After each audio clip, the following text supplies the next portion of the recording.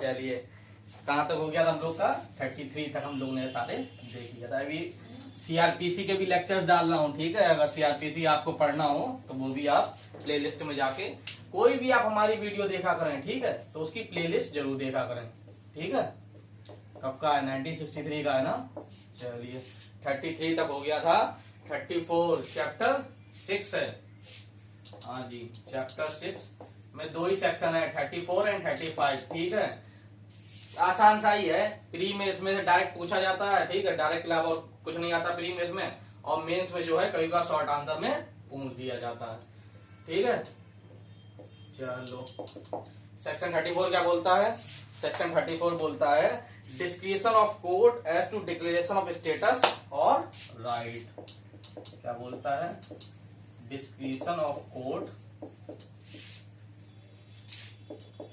As to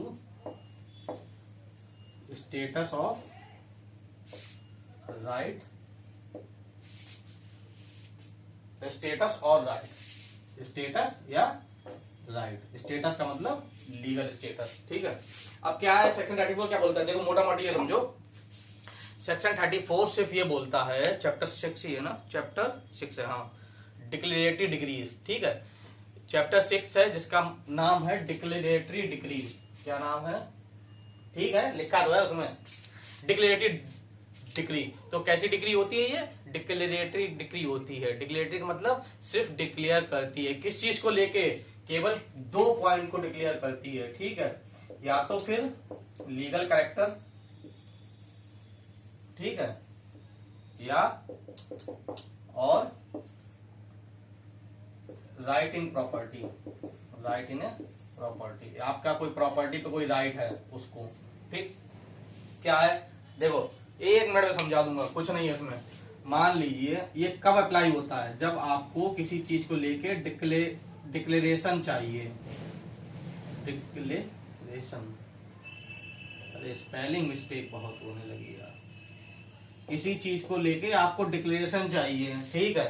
declaration का कब चाहिए होता है? ऑलरेडी आपके पास स्टेटस है वो, ठीक है, बस कोर्ट के थ्रू एक डिक्लेरेशन चाहिए कि भैया मैं ही रियल ऑनर हूं, ठीक है। अगर प्रॉपर्टी को लेके है, कोई प्रॉपर्टी मेरी है, ठीक है, वो ऑलरेडी मैं उसका ऑनर हूं, लेकिन मुझे लगता है कि कोई थर्ड पर्सन या कोई भी मेरे ऑनरशिप पे वो कर सकता है, डाउट कर सकता है, ठीक है, डाउट कर सकता है या कोई ऑब्जेक्शन कर सकता है मेरी ऑनरशिप को लेके। तो मैं क्या करूंगा? सेक्शन 34 में कोर्ट के पास जाऊंगा कि माय लॉर्ड डिक्लेयर कर दीजिए कि मैं ही इसका रियल ऑनर हूं और मुझे कुछ नहीं चाहिए, ठीक है। उसके अलावा कोई दूसरे हमें कोई इंटरेस्ट नहीं है उसमें, सिर्फ ये डिक्लेयर कर दीजिए I am the real owner of the property. हूं तो मैं हूं, लेकिन क्योंकि थर्ड पर्सन ऑब्जेक्ट कर सकता है, मुझे लगता है कि कोई थर्ड पार्टी या कोई भी आदमी मेरे उसमें ऑनरशिप पे ड्रामा कर सकता है, आप एक बार डिक्लेयर कर दीजिए फिर भी, ठीक है। ये तो हो गया प्रॉपर्टी को लेके, ठीक। अब लीगल कैरेक्टर क्या होता है? Legal character, example of legal character लिख लीजिए, फिर समझाता हूं। पहले लिख लेते हैं, यहाँ लिख लेते हैं, अरे इधर ही लिख लो, बाद में मिटा लेंगे, ठीक है। Examples of legal character. Legal character बहुत सारे चीजें होते हैं लीगल कैरेक्टर यार, जिसके तुम सोच सकते हो, जिसके लिए लीगल राइट क्लेम होता है। जैसे कि आप डायरेक्टर ऑफ द कंपनी हैं, डायरेक्टर ऑफ ए कंपनी, ठीक, कि भैया आप ये बोल दीजिए माय लॉर्ड कि मैं डायरेक्टर, इस कंपनी का डायरेक्टर हूं, या महंत ऑफ मठ, ठीक है, किसी मठ का महंत हूं, ठीक, या मैरिज स्टेटस, ठीक है, हस्बैंड एंड वाइफ, कि हम दोनों हस्बैंड एंड वाइफ हैं, ठीक है। अब मान लीजिए दो लोगों ने भाग के शादी कर ली है और सब कुछ हो गया, आराम से रह रहे हैं, लेकिन लोग ऑब्जेक्ट कर रहे हैं कि पता नहीं लोग हस्बैंड वाइफ हैं कि नहीं है, तो इसके लिए वो सेक्शन 34 में जा सकते हैं, ठीक।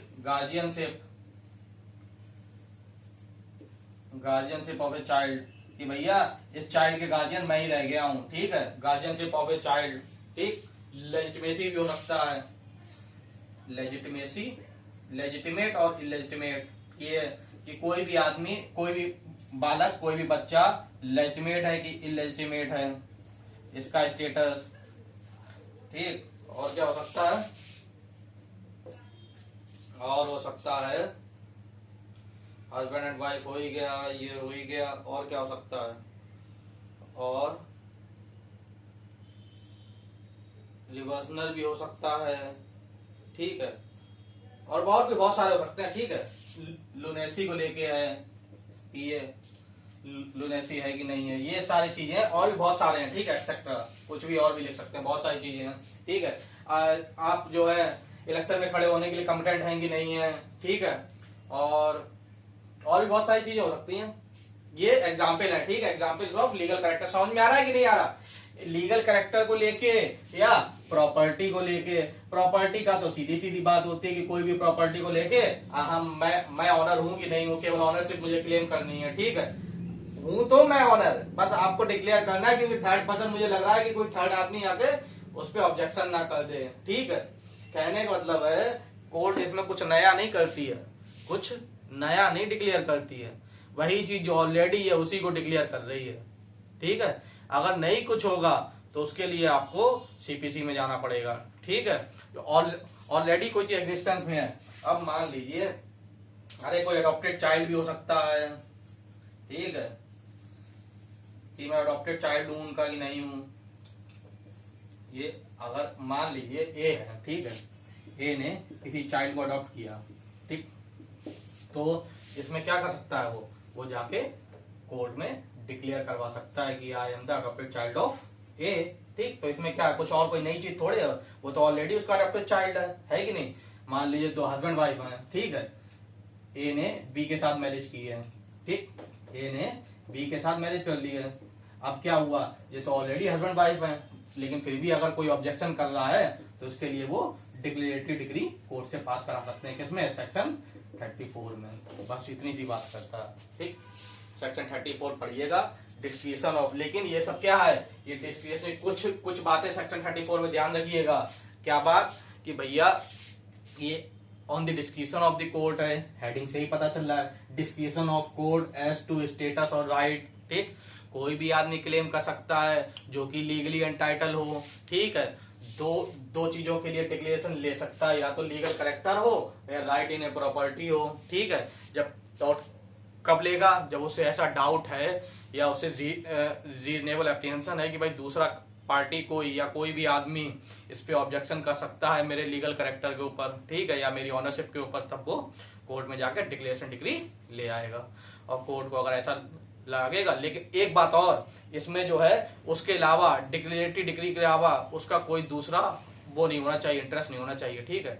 ये नहीं है कि उसके अलावा भी कुछ और क्लेम मान ले। फॉर एग्जाम्पल, ये मैंने यहाँ पर किया चाइल्ड है, वो उसने केवल इसने केवल डिक्लेरेशन इसलिए वो जा सकता है कि भैया कि I am the adopted child of A, ये नहीं कह सकता साथ में कि मुझे इसकी सारी प्रॉपर्टी भी मेरे नाम पे आनी चाहिए, ठीक।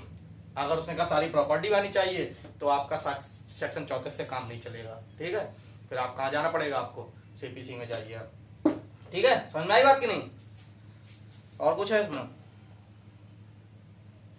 इसका प्रोविजो है, वो क्या बोलता है, वो provided that no court shall make any such declaration where the plaintiff being able to seek further relief than a mere declaration of title omit to do so, ठीक है।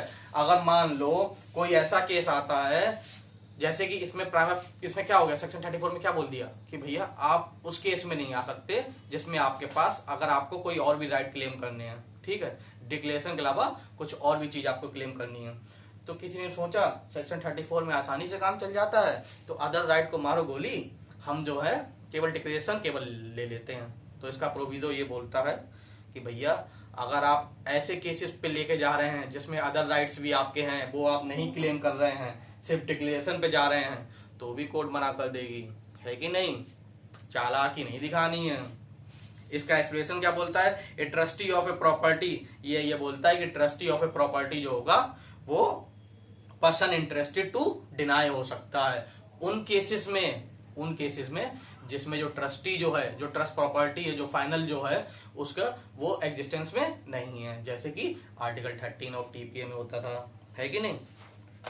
और इसमें कुछ नहीं है। अफेक्ट ऑफ डिक्लेरेशन क्या होगा, affect of declaration section 35।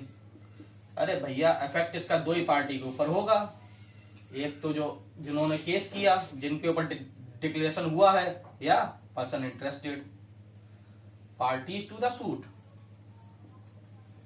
और पर्सन क्लेमिंग थ्रू हिम, ठीक, थ्रू हिम, इन्हीं दोनों पे ये बाउंड होता है, ठीक। इफेक्ट ऑफ डिक्लेरेशन इन्हीं दोनों के ऊपर होगा, ठीक है। अगर कोई थर्ड पर्सन आ जाता है, वो अगर अच्छा टाइटल इनसे शो कर देता है, तो उसके ऊपर ये डिक्लेरेशन डिग्री बाउंड नहीं होगा। देखो, a declaration made under this chapter is binding only on the parties to the suit, पहली बात, और person claiming through them respectively, and where any parties are trustees on the person for whom if in existence all the date of declaration such parties would be trustees. Trustees के case में trustees सारे, और तो कुछ इसमें है नहीं, और कुछ है, बस यही है। इसमें जो है, अगर प्री में क्वेश्चन सिर्फ डायरेक्ट पूछा जाता है कि डिक्लेरेटिव डिग्री कहाँ पे दिया हुआ है, सेक्शन 34 में, ठीक।